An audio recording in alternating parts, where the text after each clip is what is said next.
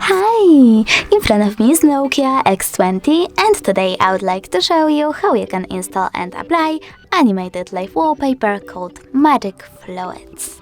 Firstly, access Play Store, then tap on the search bar and type in Magic Fluids.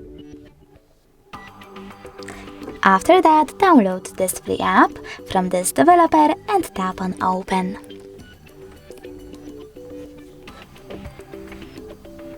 Now you need to click on those three lines at the bottom right corner and select Settings. Then tap on I accept in this pop-up and adjust all of those wallpaper settings however you wish to. When you're done, click at the top right corner and then bottom one again.